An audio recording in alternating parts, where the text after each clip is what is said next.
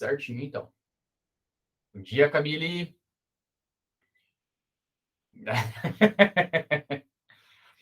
É porque é só clicar, Camille. É embaçado mesmo, né? Pense que a gente que ficou um tempão assim, né? Teve problema para entrar hoje, né? Eu me bati um monte aqui para relembrar como que fazia tudo. Calma aí. É porque eu não sei mexer no aplicativo. Eu tô tentando aqui até agora, não tô conseguindo nem botar em tela cheia. Eu sou bem velha pra essas coisas. Aí eu achei que se apertasse naquele botão que tá o coisinho em cima, era pra criar uma nova chamada. Eu não queria criar uma nova chamada. Mas deu certo. Faz parte. Muito bem, então, pessoal. Então, a gente dá sequência. Lembrando que eu estou sem acesso. Tá tudo bem, Emílio, não tem problema, tá? Talvez só se eu não ver, se eu não ver você escrever alguma coisa aí, eu vejo depois, tá? Porque eu tô com duas telas aqui, mas às vezes o chat não aparece de cara para mim, assim, o chat demora um pouquinho. Então, de repente, eu posso me perder um pouquinho, tá? Mas eu te respondo em algum momento. Deixa eu achar que slide que nós estamos aqui, peraí.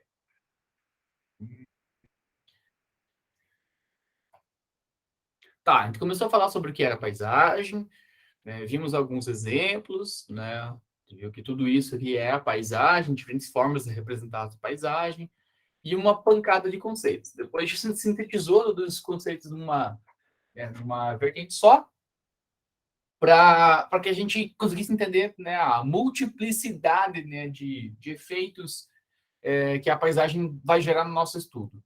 Depois disso, vimos aqui que os fatores que afetam a forma, né, que são as pessoas e os lugares interagem entre si, sobre três aspectos principais, né, que seriam o ambiente perceptivo e estético, o ambiente natural e o sociocultural, né, e dentro de cada uma dessas categorias tem vários outros aspectos, né, que a gente comentou, principalmente sobre os naturais, né, que a gente começou a falar aqui, né? Então, nós vimos sobre a geologia, né, dobramento, né, em relação a planaltos, montanhas, fator água, depois disso o fator tempo, e curiosamente, logo após a nossa aula, né, não lembro se foi na quinta, né, foi aquela aula que a gente antecipou, acho que foi na quinta, da professora Larissa, o dia estava lindo, maravilhoso, né, um sol incrível, e aí à tarde começou a chover muito, né, então a gente conseguiu observar ali, né, na prática mesmo, a mudança da paisagem somente através da adição de um elemento, né, que foi a chuva, né, a cidade mudou, né, no período da tarde. Comentamos sobre, né, diferentes tipos de rocha, diferentes tipos de formação, né, ou melhor, né, a sequência de formação de solos, né. Então a rocha vai se desintegrando, né, vai apodrecendo, né, e somado a isso vai sendo composta com matéria orgânica, e nós temos o que nós chamamos hoje de solo, né, de chão, de terra, né. A flora aí a gente estava vendo, né, a questão, né, principalmente das cores, formas, né, a gente conversou sobre isso, né, vegetação de grande porte e vegetação arbustiva, a fauna, e eu acho que foi mais ou menos por aqui que a gente terminou, né, que a gente fez um apanhado geral sobre aspectos da fauna, a gente conversou sobre as borboletas congeladas, né, eu acho que foi a Ana que foi lá, né, conseguir mais informações para nós. E eu acho que foi por aí que ele falou mesmo, né? Não lembro se foi muito além disso. Não, a gente viu isso aqui sim. Né? A gente viu sobre, né, os fatores humanos, né? Então, as cidades, né, que vão invadindo, né, lugares que, né, não nos parece tão propícios assim para a gente ficar, né, habitando. Depois a arqueologia, né? Falei para vocês sobre campos de escavação, e alguém me comentou sobre a escavação na Amazônia. Não vou lembrar, mas é algo nesse sentido. O uso da terra, a gente falou sobre os lavandares aqui, né? Falei que parecia um pouco de abacaxi, né? Essas plantações e tudo mais. Né? O problema da pecuária, com compactação do solo. A instalação de infraestruturas, né? Que a gente precisa, né? A gente precisa, né, se locomover, precisa produzir, e com isso a gente altera drasticamente a paisagem, né? Às vezes, ou muitas das vezes, né? Para um sentido negativo do ponto de vista estético, principalmente, né? Falei sobre essa geotérmica e devo ter comentado com vocês sobre um documentário que eu vou passar para vocês mais à frente, né, sobre a extração de petróleo, né, que está no solo, né, que faz uma devastação absurda, né, na paisagem. Os painéis fotovoltaicos, e devo ter comentado com vocês também sobre a instalação de usinas eólicas aqui na nossa região, né, em que algumas pessoas são contra por destituir a paisagem campestre, né, a paisagem que o tropeiro passava aqui, então, né, estaria fazendo um rasgo na paisagem, isso seria abnegado, né, por uma galera aí. Sobre os edifícios, né, eu falei de novo sobre né, a mudança, né, da paisagem, um açude, um tanque de peixe, alguma coisa assim, que não estaria ali naturalmente, e a construção de fortificações, né, inicialmente, né, para auxiliar a navegação, né, quando não tinha sistemas modernos, né, de GPS, né, de navegação mais precisa, a gente tinha uma série de faróis ao longo de toda a costa, né, não só no México, né, mas também em todos os continentes como um todo, e também para proteção, né, lugares militares. E aqui, sim, né, a gente reinicia agora, né, com o nosso novo... Deixa alguns avisos aqui, mas acho que não é.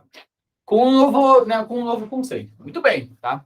Já antecipo para vocês que não vai até às 10 horas da manhã, porque eu sei que no ambiente online é um pouco mais trash a coisa, né? Eu sei que cansa mais, que fica mais estático, então não tem interação. Então vamos caminhando aí conforme a gente vê que está, né, sendo proveitoso para nós.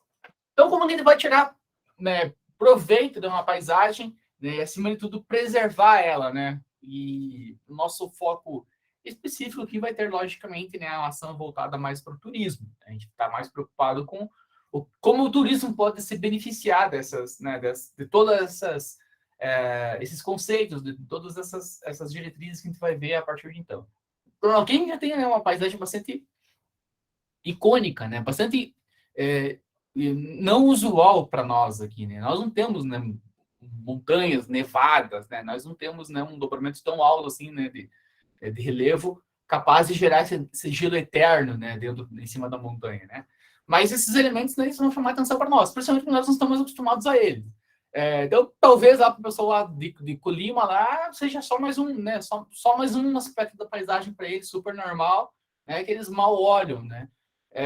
Talvez o Monte Fuji lá não é o caso, né? O Monte Fuji é venerado pelos japoneses, mas pudesse também ser do mesma forma, assim, né? Tipo, tá lá, beleza, mas estou chapado dessa paisagem, estou cansado dela, né?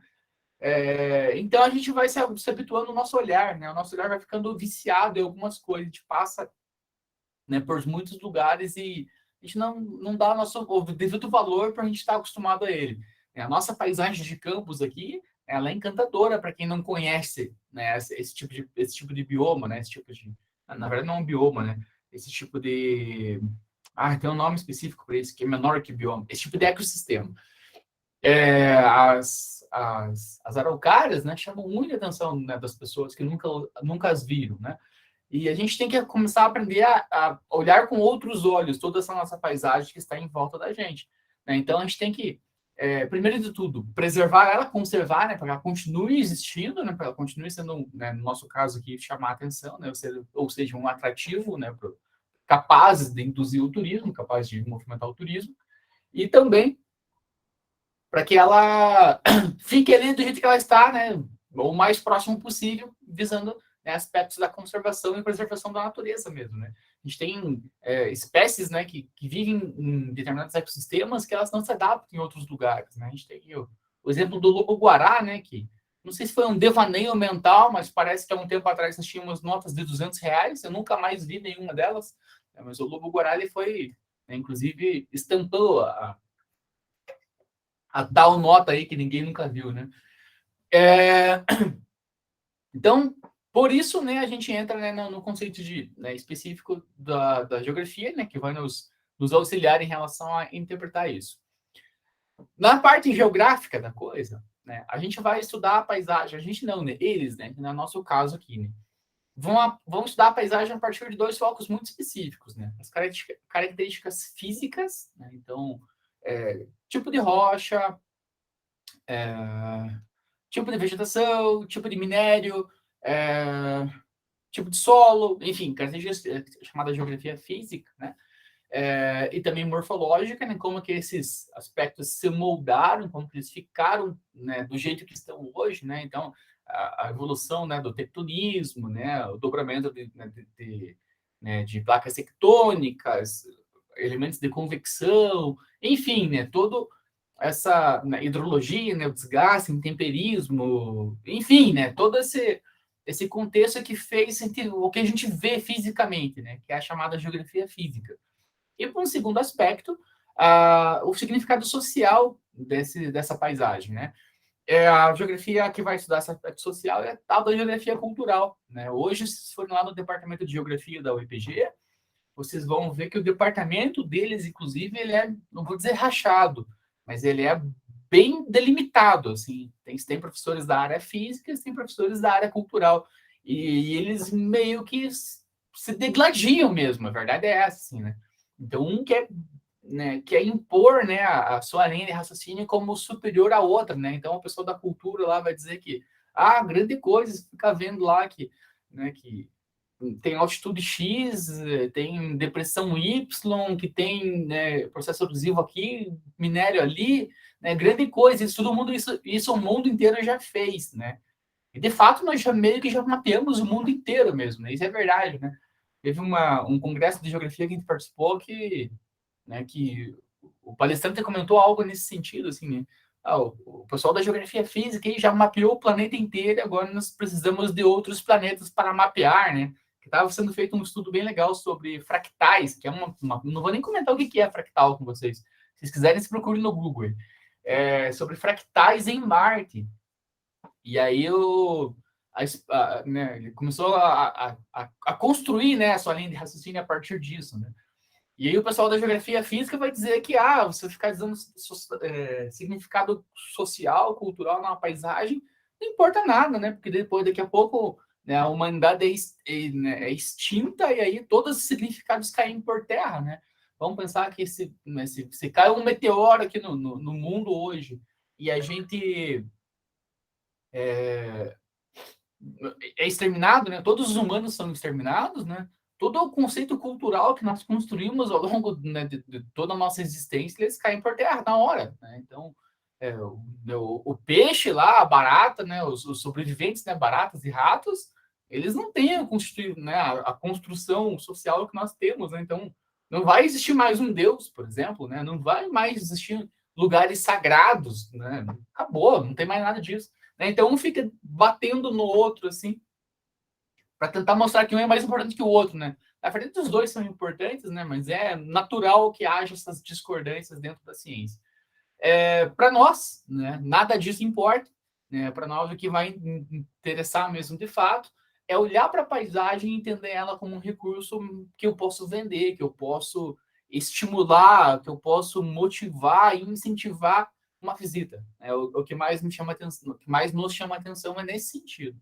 Nós estamos muito preocupados, né? Claro que é importante a gente entender como aquela paisagem foi formada, é legal a gente saber isso, até para passar esse tipo de informação. É legal entender, né, as relações sociais que aquela paisagem tem para um povo, mas para nós, né, o que mais vai chamar a atenção de início é a qualidade visual. Né? É legal, é bonito, né? Então essa paisagem que é bonita e que é interessante pode despertar o interesse de alguém ir lá visitar. Show de bola. Né?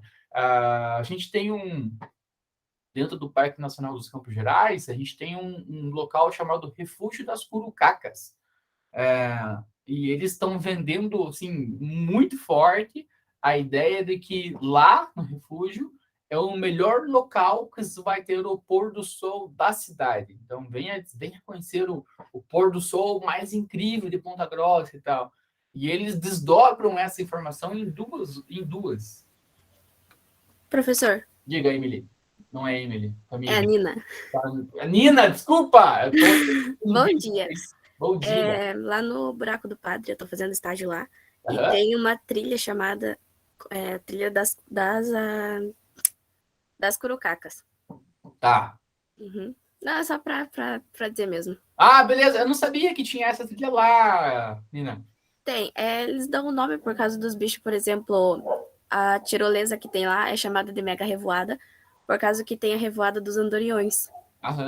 Daí eles colocam o nome assim por causa das aves, né? Importante aqui. Que massa! Isso é construir uma identidade, né, dentro dos produtos. Muito legal. Eu não sabia. Faz muito tempo que eu não vou no buraco, muito tempo mesmo. E eu lembro que na aula anterior, no que eu acabei a aula, eu acho que não foi a Nicole, talvez, veio me mostrar uma imagem lá, que eu falei sobre chuva e tal, ela mostrou assim, o buraco do pato normal, e o buraco do pato um dia, assim, de dilúvio, assim. Ela trabalha lá também. Eu achei muito legal. Então, a gente precisa voltar lá, né? Vamos fazer um campo. É bem bonito, agora tá tudo estruturado, tá bem bonito mesmo. Uhum. A Fenda da Freira, dá pra entrar sozinho ou ainda não? Assim, a Fenda da Freira é um passeio guiado daí. Ah, tá. Daí é marcado por hora, porque é de hora em hora. Entendi. E são os guias que trabalham lá ou já é do parque mesmo que faz a condução daí? É, os guias que trabalham lá daí. Legal. Obrigado, Nina, pela contribuição. De nada. Então, lá no refúgio, eles estão vendendo essa ideia do pôr do sol, e aí eles colocam lá que a Furna Grande, eu acho, é incrível, e uma outra Furna é magnífica, assim, tipo, eles vendem a ideia assim, que eles têm 2 pôres do sol, assim, né? Eles têm um espetáculo de luzes, que não é só o pôr do sol, depois que o sol baixa, né, no horizonte, você tem um espetáculo de cores, né, porque daí muda, né, por causa da coroa solar, né, eles têm um efeito de cores diferenciado. Então é muito legal isso, né? É uma coisa que eu não vejo, por exemplo, Vila Velha vender, né? Com tanto detalhe, assim. Eles falam da Lagoa Dourada, que nada, o sol bate, a água fica dourada e tal. Mas eles não vendem esse produto especificamente. Ó, vem aqui em tal horário, que esse horário vai ser o mais incrível que você vai ver a Lagoa Dourada. Então é um recurso que está ali, mas não está sendo usado na sua totalidade. Então, para nós, vai interessar aqui essa qualidade visual, seja do pôr do sol, seja do nascer do sol, seja da meia-noite, né? A gente teve um trabalho do ano passado, da Bárbara, que se formou agora, né, nessa semana passada aí, que ela fez sobre o turismo Dark Sky, no Buraco do Padre, inclusive. E a observação de estrelas noturnas, né? Então, quanto mais longe a gente estiver do centro da cidade, melhor é a qualidade, né, do céu noturno. Então, as luzes da cidade atrapalham a nossa visualização do céu. E aí ela fez um trabalho incrível, assim, para observação, né, até da Via Láctea mesmo, assim, né, a partir do Buraco do Padre. Foi muito legal trabalhar. Então, acho que foi essa qualidade visual que mais vai chamar atenção para nós. Vai chamar atenção. O que eu falei para vocês na aula passada, né? O turismo é intangível, né? Então, o turismo vende muito a imagem. Né? Então, se eu tenho uma imagem atrativa, uma imagem, né, que nos chama a atenção, né, ela vai nos ajudar a vender o produto como um todo. Nessa vibe, então, nessa vertente, né, a gente vai ter, né, vários elementos, né, que vão nos ajudar a chamar a atenção, a prender atenção e motivar esse fluxo de turistas. As árvores, propriamente dito, né, a gente não dá tanto valor, assim, né, elementos da natureza, né, mas quando a gente fala lá sobre as sequoias gigantes lá nos Estados Unidos, né, que são as árvores, né, absurdamente grandes e tudo mais, aí tem pessoas que querem ir, né, principalmente na Amazônia, né, agora a Amazônia está em alta, né, por causa dos 2 malucos lá que desapareceram, não sei nem se eles já encontraram os caras, se não encontraram, deixa eu até abrir o UOL aqui. Eu acho que não tem nenhum destaque aqui no UOL, cara. Mas, enfim, né? Os caras lá ainda não. Obrigado, Emily. Quando a gente vai lá para né, tem algumas datas de conservação muito importantes na Amazônia, né? Em Pará, né? Enfim, na região norte, principalmente, em que as pessoas vão lá e para abraçar uma árvore, né, entre aspas, né, você tem que colocar lá, sei lá, 10, 15 pessoas para conseguirem, né, de mãos dadas, contornarem as árvores, né? Então, árvores de grande porte geralmente chamam muito mais atenção do que árvores menores. Ainda assim, a gente tem algumas coisas que, né, que não é nesse aspecto assim, de grandiosidade, mas de beleza cênica mesmo. No Japão, eles têm lá o festival, lá, quando faz a florada lá das árvores, eu não vou lembrar que árvore que é, mas é uma árvore lá que ela fica toda coloridinha, né? Tem várias espécies dela, tipo IP, assim, não sei se não é IP mesmo, mas eles têm lá uma sequência gigantesca de IPs lá, e na florada, né, que dura tipo uma semana, 2 semanas, é pouquíssimo tempo, todo mundo quer ir visitar, né, tipo, é um cenário maravilhoso, um cenário incrível, né, muito, muito legal. As montanhas, né, nós, de novo, não temos aqui montanhas gigantescas, né, mas temos alguns lugares que chamam a atenção. Aqui no Paraná, a gente tem, né, o Pico Paraná, inclusive, né, em que pessoas fazem escalada, são quase 10 horas de subida, e a gente já tem um fluxo grande de pessoas que sobem até lá e aí depois descem com o wingsuit, né, aquelas né, os caras, né, não sei se é exatamente só o wingsuit, porque acho que não tem altura suficiente, mas depois os caras descem tipo de paraquedas, assim, né, lá de cima. Então já tem né, os dois elementos aí, né, tanto da caminhada, né, da trilha, né, da parte, né, de subida, e depois a parte de aventura na descida, né? Então é muito legal, assim, essas coisas, né. As florestas, de novo, para nós é meio comum, né, a gente ter floresta, né, a gente tem, está acostumado, né, com a ideia de florestas, né, mas não é nem um pouco comum, né, são coisas bastante escassas, né, cada vez mais raras, inclusive. A gente tem alguns lugares que agora existem como florestas, mas que não foi pensada para isso. Aqui do ladinho de nós, a gente tem a chamada Floresta Nacional do Irati. Está bem do nosso lado, aqui, bem pertinho. E, na verdade, não fica nem em Irati, né? A Floresta de Irati fica em Fernandes Pinheiro, né? Porque Fernandes Pinheiro desmembrou de Irati, e aquela luta de territórios lá, que eu passei meio rápido com vocês, então. E a floresta, né, que a gente foi construindo, né, desde a época do governo militar, né? De terras públicas, né, logicamente. As florestas eram vistas como espaços para tirar madeira mesmo. Não era a ideia de conservar, assim, a ideia era que a gente, né, que o governo comprou essa área, ou na verdade já era do governo, né? E o governo começa a fazer a concessão de florestas para que a iniciativa privada, né, explore, né, corte mesmo. Essa era a visão, né, desenvolvimentista até então. E aqui em Irati a gente tem, inclusive, né, resquícios da antiga madeireira. Então tem um monte de casa, né, que o pessoal que trabalhava ali, né, morava. Então tá lá. Algumas dessas casas são utilizadas como parte administrativa, outras tem uma lá que eu tenho certeza que é tipo um mini museu, tem uma mini igreja, tem um monte de mini coisas lá, tipo uma mini fazendinha, né? Só que a floresta não era na concepção que nós temos, né, hoje, né? Então essa ideia, né, do Estado ceder, né, ceder para a iniciativa privada, né, áreas de floresta para serem recortadas, era na visão, né, de que tipo, a gente tem que vender madeira, que isso vai dar dinheiro, não sei o quê, mas depois pensa, né? É uma visão para todo mundo equivocada, mas ainda assim, né, hoje a gente tem condições de explorar nossas florestas de uma maneira correta, né? Então, você pega uma floresta inteira, você divide ela em vários quadrantes, né? Você faz tipo aquele plano matricial, assim, de X e Y, né? Um monte de linha vertical e um monte de linha horizontal.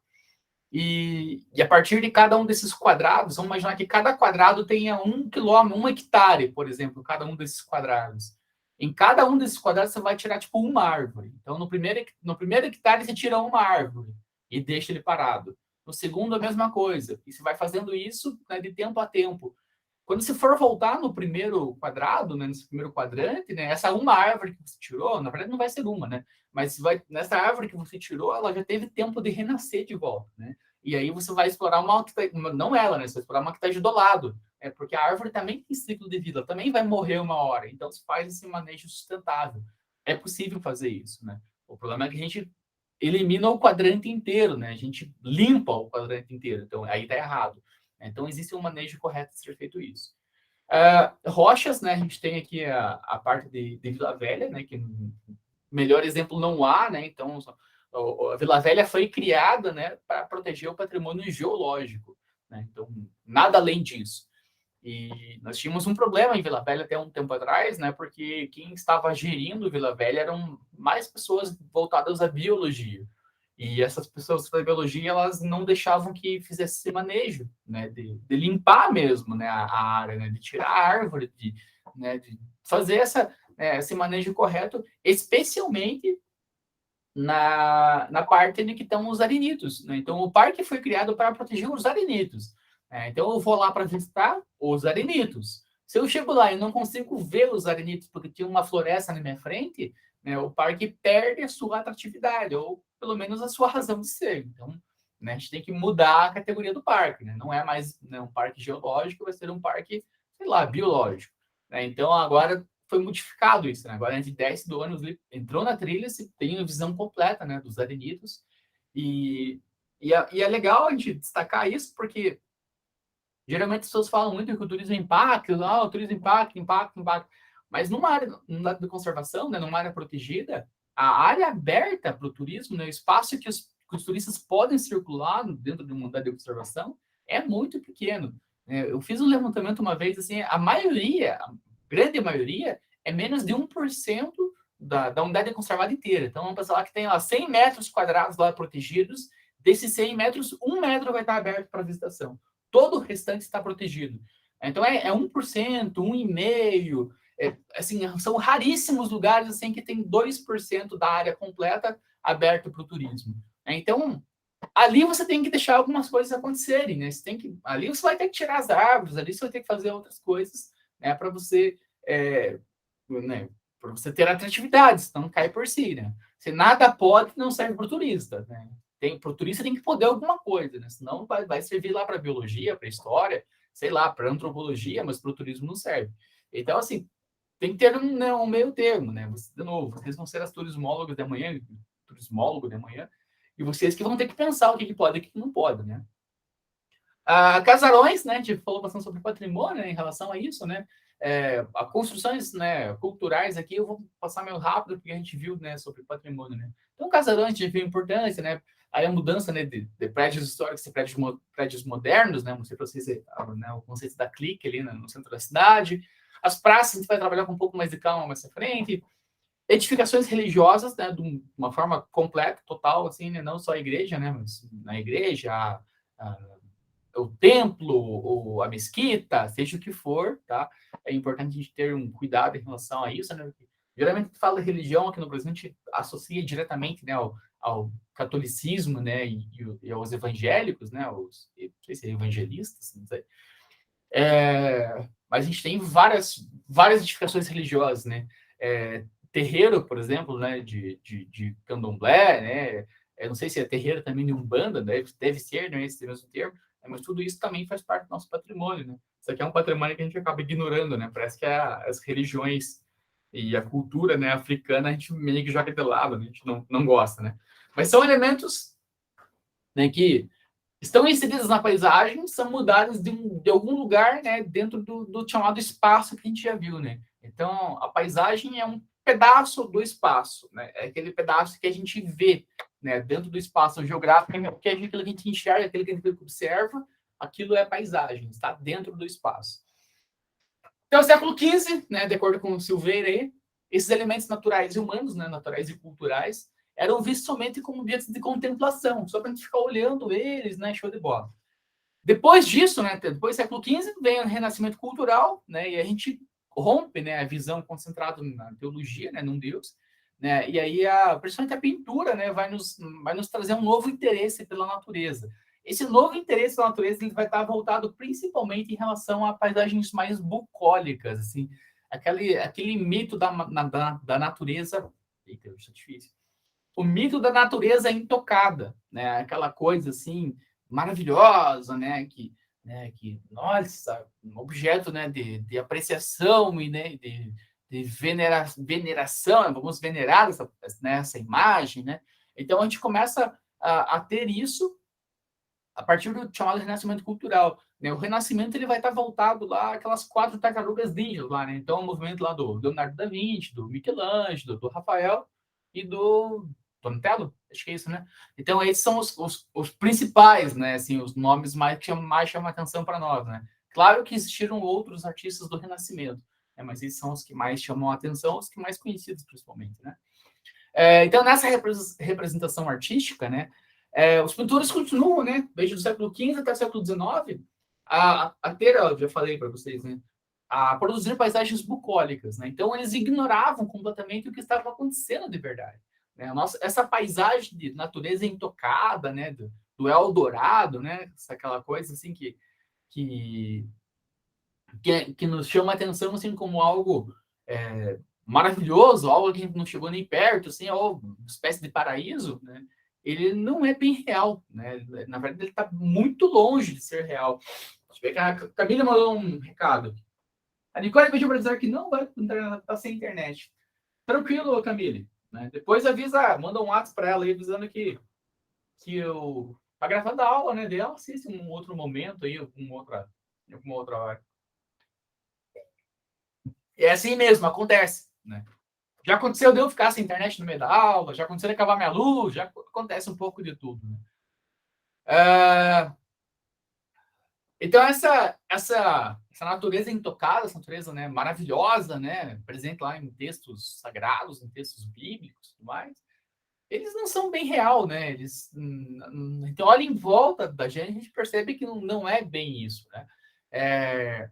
Mas desse modelo, né, dessa idealização, né, que era construída em cima da realidade, a gente vai perdendo, né, essa eficácia da natureza, porque a gente vê assim, né, principalmente essas obras, né depois essas mais bucólicas, né, que vai ter um quadro mais para frente aí, talvez no próximo slide já, né, de George Kovacs, que eu sempre coloco aí, que ele é tipo uma expressão assim maravilhada, assim, tipo, sabe, tipo, nossa, que incrível que é a natureza, vem aqui ver.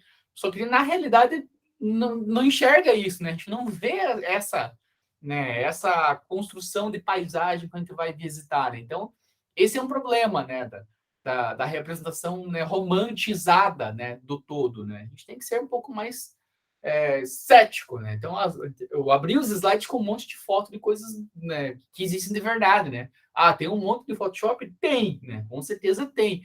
Mas, né, é uma paisagem que você vai conseguir enxergar, pelo menos, né? Minimamente aquilo, né, é realidade, né? Não está sendo, né, colocado ali tartarugas gigantes que nem existem mais, né? E hipopótamos brancos, né? Então, esquece tudo isso, né? A gente perde essa fantasia e vai para a representação mais real. Né? Deixa eu ver aqui. Aqui o quadro que eu falei para vocês, do George Kovacs.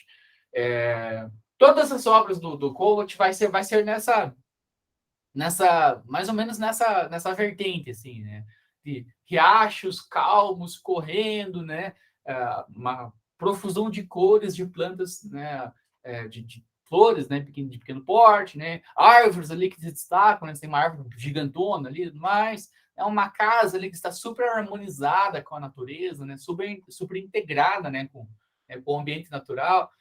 Essa representação não existe mais, né? A gente vai ter assim, pouquíssimos lugares que vai ter algo nesse sentido, né? E esses lugares tão isolados que eles não são turísticos, infelizmente, né? Então, o visitante hoje, né, que a gente começou a perceber do neo-rural, principalmente, não é mais aquele cara que quer ir lá e acordar, né, quando o sol está nascendo, né? Então, 5 horas da manhã, o cara vai pôr o celular para despertar, porque ele quer acordar lá e tirar leite da vaquinha e quer não sei o quê. Então, o cara não quer isso, né?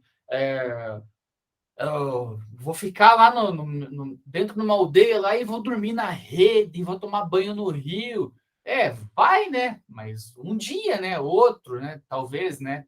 Se fosse um tipo hoje, né? Que tava geando na madrugada, eu quero ver o cara tomar banho no rio. Não vai. Né? O turista quer conforto, ele quer chuveiro quente, ele quer cama confortável, ele quer internet, né? Senão não vai funcionar nada. Né? Então, essa ideia, né, paradisíaca, né, idealizada, né, na verdade um problema, né, na parte de produção de imagens para o turismo, né? Então, se vê um lugar desse, a primeira coisa que eu imagino, por exemplo, seja um lugar super silencioso, né? E vai que, né, na chácara do lado aqui, no vizinho do lado dele, o cara tem uma rave que acontece toda noite, né? Então, toda essa ideia de paraíso, de calma, de tranquilidade já caiu por terra. Então é um pouco complicado essa repressão artística assim tão romantizada, né? Dado isso, né, no contexto atual, né, que a gente tem hoje, né, a gente consegue perceber que as paisagens são, né, acima de tudo, objetos inseridos no espaço. Então tá, tem um espaço grandão que a gente já discutiu e a paisagem é uma parte desse espaço. Cada olhar que eu lanço, né, vai ser diferente. Né? Eu estou olhando, não estou olhando para vocês, só quando chega um aviso que eu olho o chat, eu estou olhando só slides, como se estivesse falando sozinho hoje. Né? E a paisagem que vocês estão enxergando é outra. Né? Estão enxergando o que é o meu escritório. Né? Então, sei lá, né?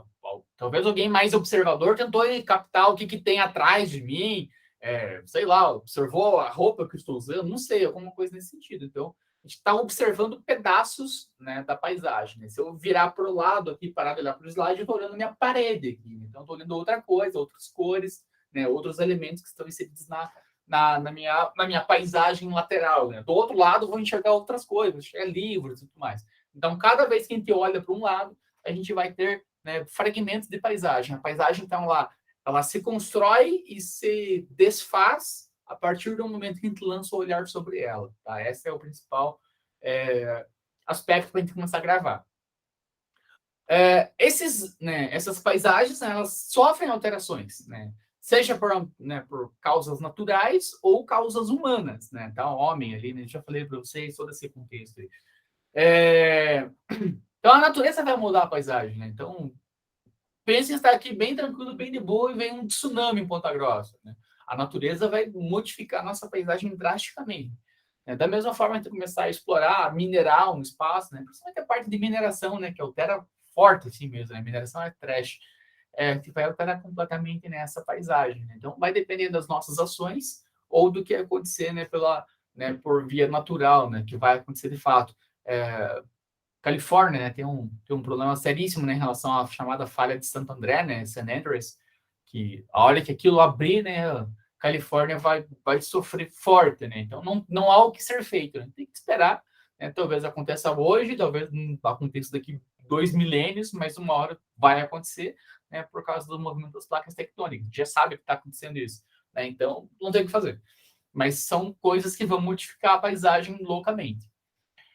Aí, Bertrand, né, coloca aqui para nós que a paisagem é a interação entre o potencial ecológico, né, o que está em negrito sempre é mais importante, né, a exploração biológica e a ação antrópica. Então, esses 3 elementos eles vão influenciar na construção e na formação de paisagens. Então, se a gente vai ter árvore, não vai ter árvore, se o clima é seco, se o clima é úmido, se o clima é árido, se tem gelo, se tem água, se tem só rocha, se tem areia, enfim, né, de uma forma geral, se tem bichinhos, se não tem bichinhos, se tem um monte de coisas, se não tem quase nada, se tem só os roedores, se tem animais de grande porte, e o que nós fizemos com relação a essa paisagem, né? Então, essa interação entre esses 3 elementos, né? Um natural, né, em sentido de físico, né? A geologia, a biologia e a ação humana é o que vai compor o que a gente tem de paisagem hoje, tá? Já falei sobre o conceito de paisagem para vocês, mas só para a gente relembrar, né? Então, a paisagem não é a simples adição de elementos geográficos soltos, né, disparados, né? Né, numa porção do espaço, num pedacinho do espaço, o resultado da combinação de dinâmica, né? Então, se eu tenho... por que eu tenho Vila Velha do jeito que ela é, né? Por causa de intemperismo, né? Então, começou a chover muito naquelas rochas, as rochas são pura areia, né? A água começou a esculpir as rochas, começou a retirar camadas e mais camadas de areia da terra que a gente tem hoje. E a chuva continua fazendo isso. Então, a Vila Velha não está pronta, né? A Vila Velha vai ficar pronta quando ela desaparecer. Então, a chuva vem ali, vocês vão ter na composição da rocha alguns elementos mais resistentes, vamos dizer assim, né, que vão demorar mais para serem erodidos. Então, numa camada lá, quem tem mais ferro em cima da rocha, esse ferro vai demorar mais para ser erodido do que uma camada que tenha só apenas areia. Então, é por isso que a chuva vai fazendo os desenhos, né? Então, algumas rochas resistem mais e outras menos, e por isso vai fazendo o desenho, né? Vai fazendo as formações que a gente tem hoje em Vila Velha. Então, essa é uma dinâmica apenas de chuva, né? Há muito tempo atrás, pensava-se que era ação de vento, né? Porque pega-se a teoria da deriva continental, né? Então, o nosso continente era grudado com o continente africano. Depois que houve a separação, né, a gente conseguiu entender essa dinâmica. E na África existem formações similares, né, ao que tem em Vila Velha, só que lá foi causado por vento, ação de vento mesmo, ação eólica. Então, entendeu-se que, durante muito tempo, que a formação de Vila Velha também seria em relação a vento. Né? Na verdade, não é. Deve ter uma influência mínima, lá, sei lá, 2%, 3%, né? Mas o grosso, né, o que realmente formou Vila Velha foi chuva.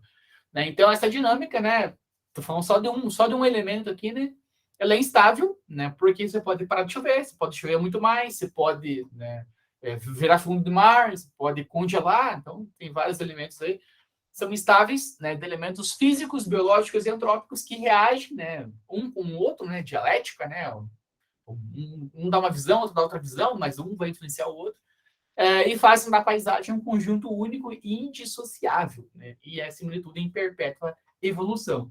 Já devo ter comentado para vocês que a taça de Vila Velha está quebrando. Então, uma hora ela vai cair. E aí, o que a gente vai fazer? Né? Parte da evolução ela quebrar, né? Ela continuar sendo erodida e a base dela ficar tão frágil que ela vai desabar.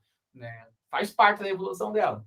Aí a gente vai ver o que a gente vai fazer com a paisagem. A gente vai deixar ela caída no chão e explicar, né, todos os elementos que fizeram parte, né, que moldaram ela, que nesse mesmo elemento que a moldou, a destruiu, ou a gente vai, né, concretar a base dela de volta para deixar ela de pé para sempre lá, porque ela é mais importante de pé do que caída. Não sei, né? Esses valores são vocês que vão ter. Eu sempre falo bastante em relação ao uso da areia mesmo, né?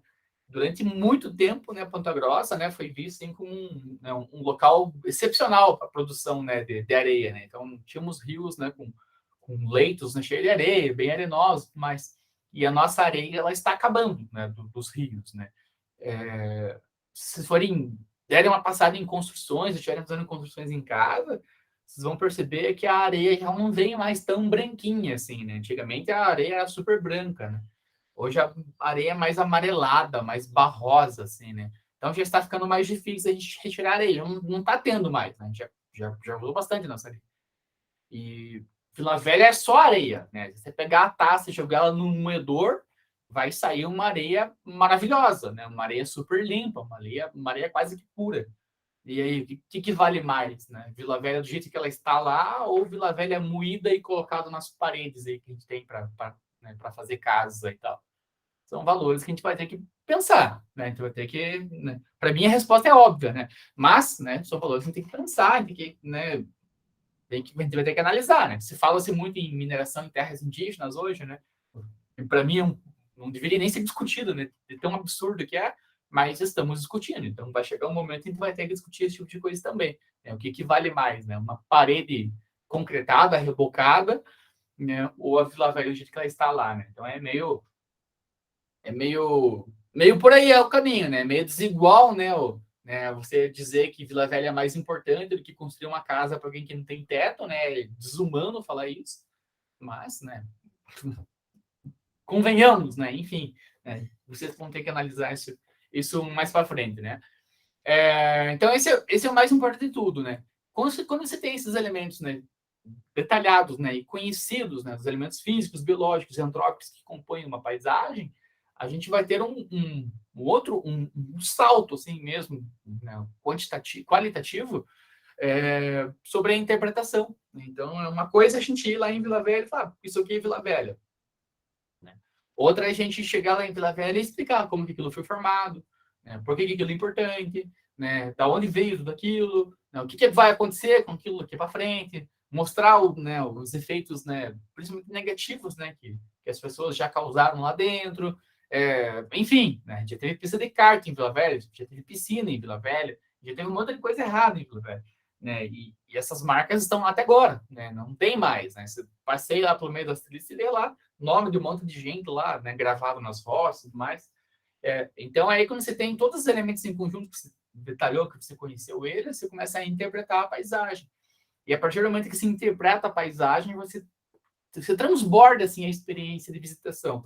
A parte da interpretação assim, de espaços, de lugares, né, enfim, locais, ela transforma a experiência do visitante assim, completamente. Então, tudo aquilo que você vai passar direto, assim, só batendo o olho, assim, legal, bonito, e foi embora, né? Você faz o turista enxergar com outros olhos, quando começa a interpretar mesmo, né? A ideia principal. Você vai ter agora o Salão do Turismo, né?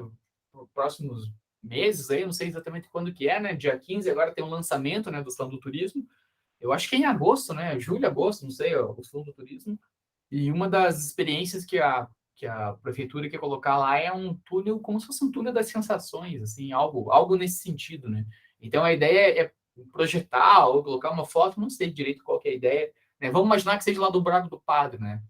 E aí a diretora de turismo, né, a professora Márcia, ela veio falar comigo, né, sobre ideias, né? E aí ela falou: eu tô pensando em pegar um monte de pessoas lá e pegar uns borrifador de água, assim, eles ficam lá atrás da cortina jogando água nas pessoas lá, né? Para simular, né, a ideia, né, daquela névoa, né, de água que tem lá no Buraco do Padre, por exemplo, qualquer cachoeira, na verdade, né? E aí são esses elementos, né, que você começa a interpretar, não é mais só você ver a imagem, você vê ali um vídeo ali da Furna ali, né, desabando água, da Cachoeira da Mariquinha caindo água, não é mais só isso, né, do Caraças do Iguaçu caindo, vertendo água.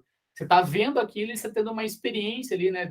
Daquela névoa de água batendo no seu rosto e tudo mais. Então, você vai interpretando coisas, né? Você estimula a pessoa a ir até o local, né? Para vivenciar aquilo na prática, né? Uma coisa não retira a outra, né? Não sobrepõe a outra.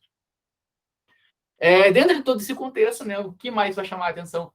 Para nós, geralmente, né, é a paisagem natural, né? Geralmente é que mais chama a atenção, assim, né?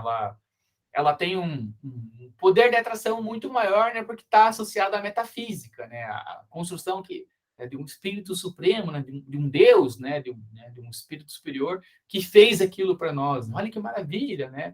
Inclusive, muitos desses lugares que tem a paisagem natural, né? Como principal ponto de atração, né? Eles são associados a essa parte sagrada, né?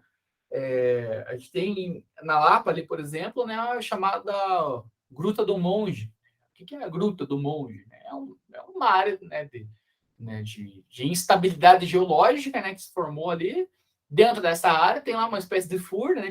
Tipo do buraco do Pada lá, em que supostamente um monge ficava lá meditando, por exemplo, né? Então, eu não sei se isso é verdade ou não, né? Aí vai para a parte cultural da coisa. Mas o buraco do Padre também tem esse nome, né? Porque os padres jesuítas subiram lá no platô superior e ficavam lá meditando e tudo mais, né? Então, é bem isso mesmo, professor. O buraco do Padre é bem isso.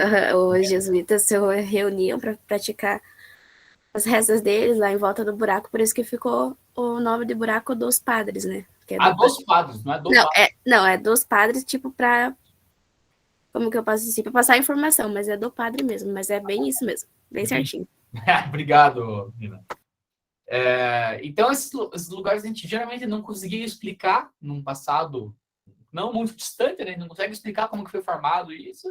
A gente associava a algo divino, né? Então, a gente tem essa relação, né? Indo para Curitiba, a gente tem um lugar chamado Nossa Senhora das Pedras, que também tem um monte de exposição rochosa em que alguém olhou para a rocha lá e viu a imagem de Nossa Senhora. Nossa Senhora é Maria, né? Então, todas as Nossas Senhoras é a mesma pessoa, né? Então, Nossa Senhora de Fátima, Nossa Senhora Aparecida, Nossa Senhora de qualquer coisa, das Brotas, né? Sempre é a mesma Maria, né? A diferença é que ela apareceu em determinados lugares. Então, a mãe de Jesus lá apareceu em Fátima, então é por isso Nossa Senhora de Fátima. Enfim, né? A gente tem essa associação religiosa com aquilo que a gente não conseguia explicar até então. E isso é um problema na prática, porque se for pensar que um lugar é sagrado do ponto de vista da religião, é natural que as pessoas vão lá e queiram acender vela, que as pessoas vão lá e queiram, né, conseguiu alcançar lá a cura de alguma coisa e quer agradecer, e para agradecer vai lá e cola uma placa lá no lugar. Então, a gente começa a descaracterizar a paisagem natural, né? Então, está associado muito em relação a esse mundo que a gente não consegue explicar muito bem. Até hoje, né? Se for ali no meio da rua, no meio do mercado lá e começar a perguntar para qualquer um, né? O que é intemperismo, o que é, né? Esses elementos que compõem a paisagem, as pessoas não vão saber, né? Então, Deus fez, é mais fácil dizer, né? Então, isso daí olha que maravilha, olha que Deus, olha, vai até as Cataratas do Iguaçu, né? Presente de Deus, né? Não é bem isso, né? Na verdade, foi um derramamento basáltico, né? Que foi fazendo alguns degraus, depois se solidificou, né? Tem outra explicação que não seja um mundo metafísico. Tem explicações para quase tudo. Mas a paisagem natural está muito, né, impactada em relação a isso e geralmente chama mais atenção para nós. Só que a gente tem outros tipos de paisagem também, né? A edificada, por exemplo, né? Aqui não é o caso, né? Mas se fosse um mesmo acúmulo de casinhas, né? Num relevo bem acidentado, mas sem os telhados, né? Todas branquinhas, né? Esses já iam associar à Grécia, né? Então a gente tem algumas paisagens edificadas que nos dizem muito sobre de onde elas são, né? O que mais eu falar para vocês aí? Mais nada, né? A paisagem de Ouro Preto, por exemplo, né? Toda construída no estilo barroco, né? Então, você tem a paisagem edificada que vai explicar para nós, né, muito do que aconteceu naquele espaço, né? Então, Minas, né? Minas tem esse nome por causa da mineração, sem dúvida nenhuma, né? Ouro Preto tem esse nome por causa que o ouro de lá era um ouro que ele vinha com outros tipos de minérios junto, Então, ele não era aquele ouro amarelo que vocês estavam acostumados, né? Da aliança de vocês, né? Dos brincos e colares, né? Ele era um ouro mais sujinho, então era um ouro preto, né? Mas, enfim, é a mesma coisa, né? A gente vai ter vários elementos aí da nossa cultura associada em relação a essa paisagem, né? E Ouro Preto é incrível, bonito e tal, né? Só que ela só está do jeito que ela está porque ela entrou em decadência econômica mesmo, né? Então, Ouro Preto deixou de ser competitivo, né, economicamente, parou de ser importante para a gente continuar minerando as coisas, e a cidade ficou esquecida, né? E por isso que virou patrimônio, né? Certamente, se tivesse uma corrida do ouro existente até hoje lá em Ouro Preto, né, a cidade não estaria como ela está hoje, né? Ela já teria sido, os prédios teriam sido substituídos, né? O que tivesse lá ia ser só ruínas mesmo, né? Não que seja muito diferente de ruína, né? Mas tem essa construção. E a gente tem um terceiro elemento aqui, que é a junção das duas coisas, né? Você tem tanto a paisagem natural quanto a paisagem, quanto a construção de edifícios, né? A paisagem edificada, né? Então, se eu tenho, né, a paisagem natural mais a paisagem edificada, a gente vai ter o que a gente chama de paisagem cultural, né? Porque aqui a gente está associando, né, a nossa espaço de moradia, né?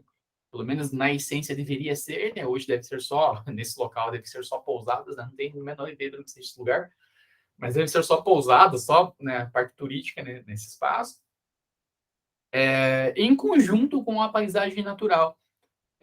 A gente também tem essa pira, né, de querer estar em lugares né, exclusivos, né, lugares difícil acesso, principalmente, né? Então, aqui a gente tem essa junção de um monte de elementos aqui numa vez só, né? Então, a foto foi tirada em um lugar um pouco mais alto, uma espécie de mirante natural, é quem tem a vegetação arbustiva. Lá embaixo, né, não sei se estão com o meu mouse não, mas lá embaixo tem várias casas, né, várias tapetinhos, né, várias pessoas ali curtindo a praia e tudo mais. Você tem uma faixa de areia, você tem a praia propriamente dita. A partir disso, colado na praia, já tem construções, uma rua. E aqui, né, a gente tem uma formação geológica sensacional, né? A gente tem leito rochoso mesmo aqui embaixo, né? Vocês estão vendo que tem, né? Aqui a cor tá aqui embaixo, está mais escura por causa da água, necessariamente. Mas se vocês subirem um pouquinho os degraus aqui, vocês vão ver que tem uma faixa bem branquinha, depois uma faixa mais amarelada, depois tem uma sequência de outras rochas aqui que são bem mais...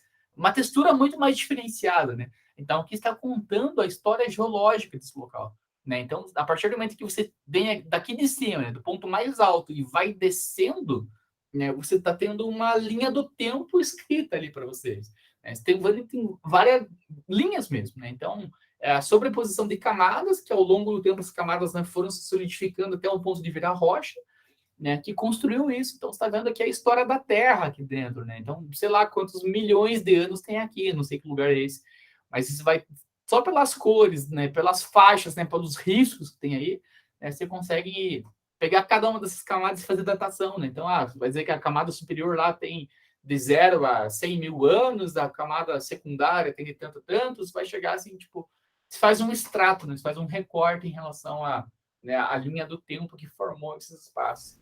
É incrível. Não, já pensou quantos anos que não tem o buraco do padre, então? Nossa! Seria uma linha do tempo infinita. O buraco do padre você consegue ver bem certinho, assim. Como se pegasse um livro, assim, né? Com um monte de folhas, assim. Foi bem isso que eu pensei. É bem isso. Eu não sei qual que é a idade do buraco do padre. Mas tem a ver ali com o Arco de Ponta Grossa, né? Tem um monte de coisa ali, né? Eu não sei. Você não sabe, menina? Não sei dizer bem certinho. Eu posso ir em busca dele saber. Para trazer para a próxima aula. Mas eu não sei bem certinho. Mas deve ter bastante tempo, né, prof? Por ser do tempo dos tropeiros que passavam ali. Então é bem... Muito. Muito. Eu não sei dizer também quanto, né? Desenvolvimento de forno.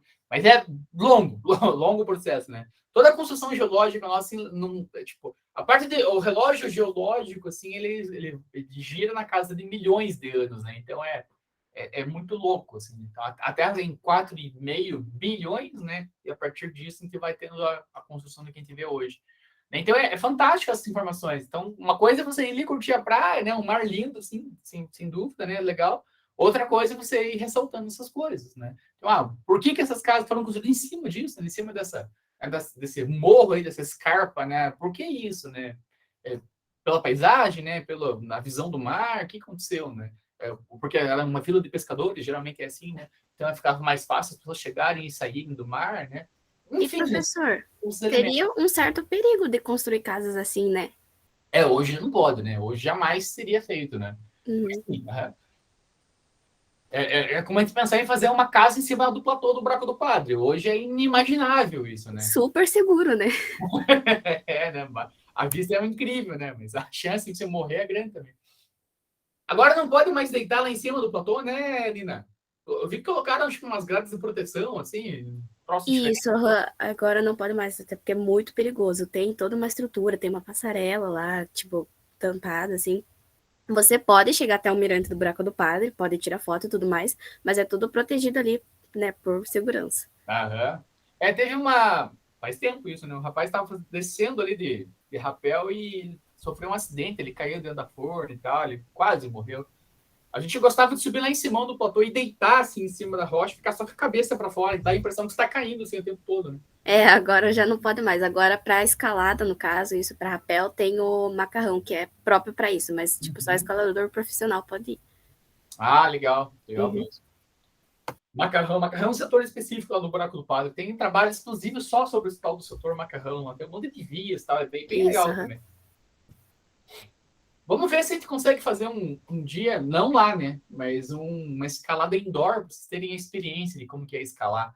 Na Solo Info não, né? Na Solo Esportes Radicais, ali perto do Banco Itaú, eles têm uma parede indoor de escalada ali que é bem legal. Dá para pagar a diária ali, fazer, né, um tempo. E nós temos um professor de geografia também, o professor Ricardo Litensky, que ele tem uma parede de escalada na casa dele, né? Ele também é super acessível.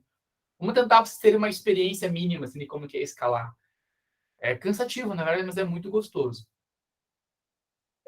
Sobre os elementos naturais, né, que vão alterando a nossa paisagem, a gente tem esse exemplo do Canadá, né? Eu não sei como que fala esse nome, Hope Rocks, não sei como que fala isso mesmo, mas estou vendo que, né, no mesmo lugar, com diferentes horas, né, do dia, você tem diferentes paisagens, né? Então, vamos imaginar que de manhã você vai lá e anda a pé, e, né, passeia, brinca, tira foto e tudo mais, né? No meio do dia você já tem lá, né, a maré subindo e alterando um pouco, né? E mais para o final do dia, não é o caso aqui, né? Mas você vai ter, né, diferentes dias, né? Com marés mais altas, marés mais baixas, né? Influência da lua, tem uma influência aí, em que você vai modificar completamente a paisagem, né? Então, em um mesmo produto, você vende 3 coisas diferentes aí, né?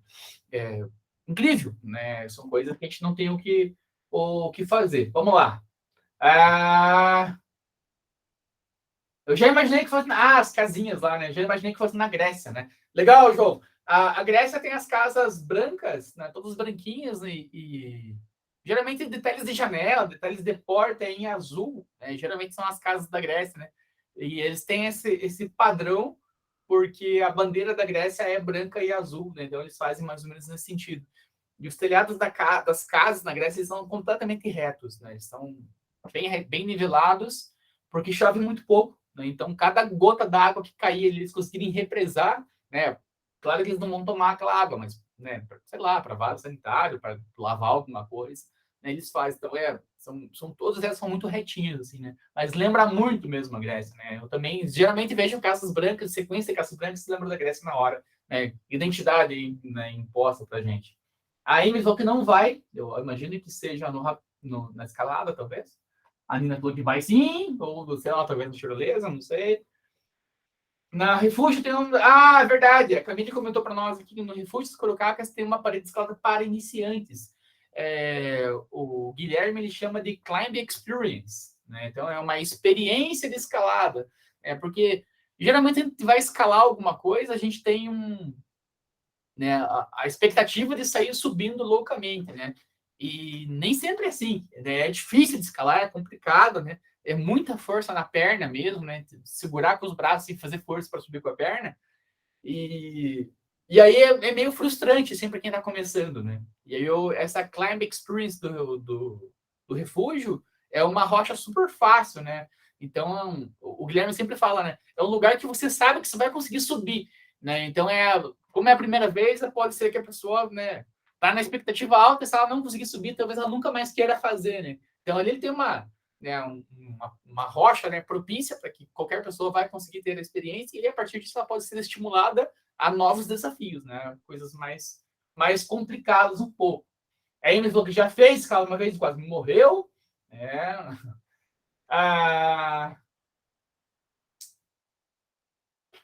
A Camille falou que está tentando ir, mas não passa ônibus, nem Uber lá. O setor da onda, não sabia que esse era o nome. Aberto até para crianças, né? Muito legal. Crianças também tem mais indoor, assim, né? Que tem aquelas agarras propícias para criança, né? Que facilita muito, né? Você se segurar. Então tem pais que fazem isso no quarto das crianças, né? Colocam nas paredes, assim, do quarto, e aí, né? Se a criança cair, ela cai em cima do colchão, né? E também não é tão alto assim, né? O normal é cair mesmo. A partir de 6 anos, Camille, você já foi lá? Você tem um contato lá com o refúgio? Tem bastante informações lá, que legal. Vamos fazer isso. Estou tentando, muito bem. O Matras ia gostar. Sou aventureiro aí da nossa turma. Aventureira, aí sim, certeza que vai, tô tentando. Muito bem. E faz escalada já. Legal, legal mesmo. A gente tem um grupo muito, muito forte de escalada aqui, não sei se existe, não sei se é daqui também, na verdade, chamado Cidade de Pedra, né? Que os caras fazem muita escalada, né?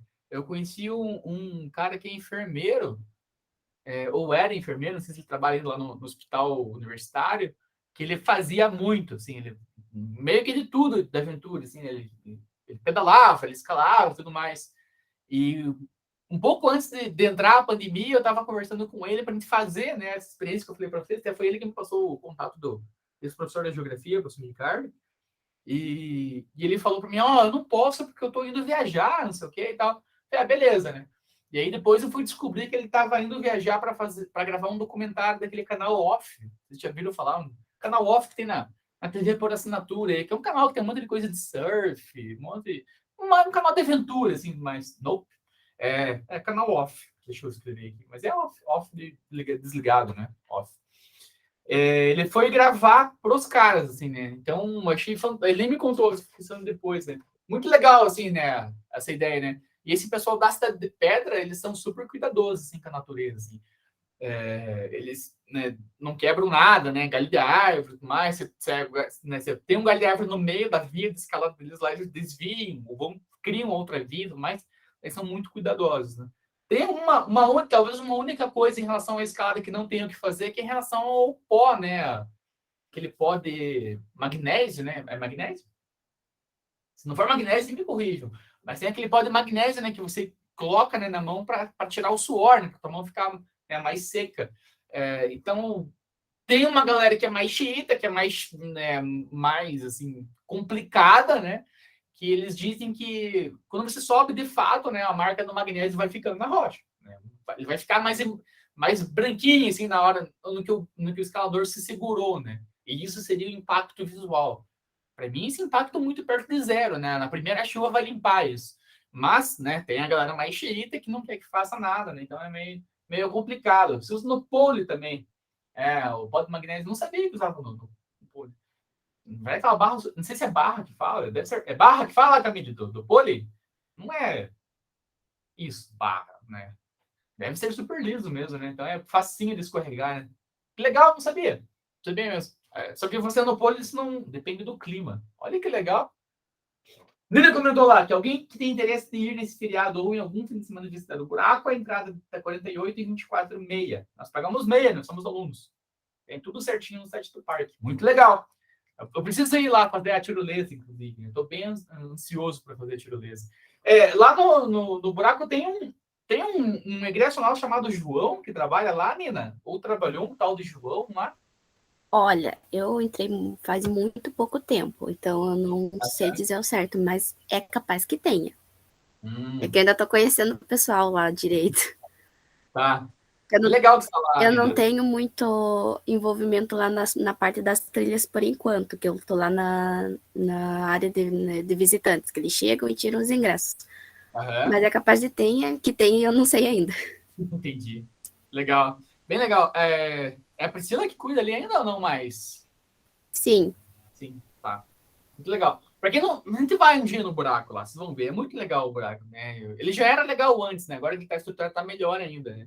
Eles fizeram um trabalho fantástico, assim, né? Todas as placas são bem harmoniosas. Então, você vai ter lá um painel de concreto no meio lá, né? Então, eles são... Bem, a harmonia falou bem alto na hora da construção da parte de uso público do buraco pago. Como faço minha carteirinha do quê, João? Carteirinha de estudantes, diz? Se for aqui da UEPG, é com a Prograde daí, João.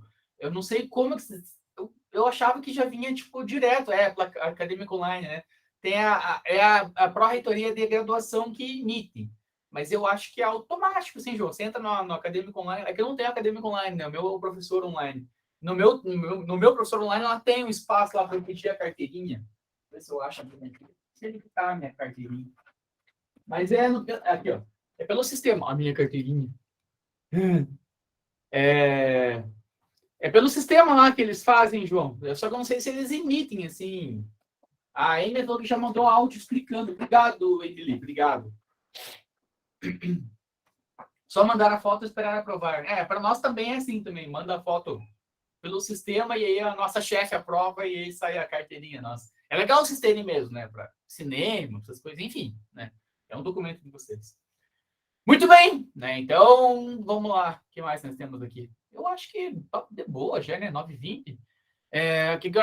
Agora a gente viu uma paisagem, né, sobre Bertrand, né? Agora a gente vai ver sobre o Eduardo Yazid. O Eduardo Yazid morreu faz pouquíssimo tempo. Assim, o Yazid é um cara que a gente respeita até hoje, né? Respeita muito ele, né, em relação a... Porque ele trouxe muito para nós, assim, dessa ideia de trazer pro turismo mesmo, em relação a questão da paisagem, né? Então, ele foi muito utilizado por muitos estudiosos aí da nossa... Principalmente da UEPG, né? E é bem legal trabalhar com ele. Só que eu acho que a gente...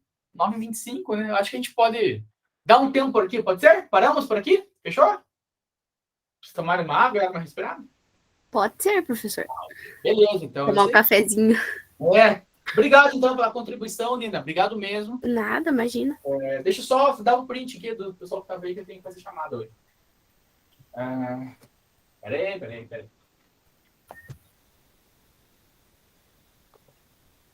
Print. Carla, Emily, Ana Clara, João, eu, Nina, Camille. Muito bem, beleza. Obrigado, meninas e menino, né? E até sexta-feira online também, mas semana que vem a gente tá de volta. Beleza, professor. Obrigada pela aula. Capaz. Tchau, professor. Tchau. Daqui a pouco eu coloco lá a gravação lá no Google Classroom para vocês.